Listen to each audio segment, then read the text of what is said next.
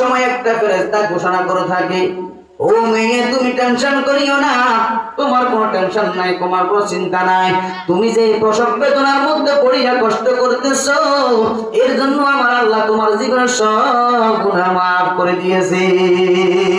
আল্লাহ আল্লাহ তুমারা Rahman high, আল্লাহ আল্লাহ তুমারা রহিম high, ইয়া ইলাহি তুমারা Mashuk high, ইয়া ইলাহি তুমারা মাবুদ high.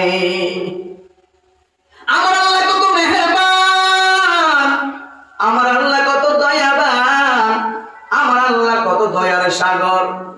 যে মা গর্ভধারণ করার পর সন্তান প্রসবের সময় যদি মা মারা যায়, আমার আল্লাহ তাআলা বলেন ওই মাকে আল্লাহ তাআলা শহীদি মর্যাদা দান করে দেয়। সুবহানাল্লাহ। কেন কেন শহীদি মর্যাদা দিবে? কারণ গর্ভ অবস্থায় এমন কষ্ট,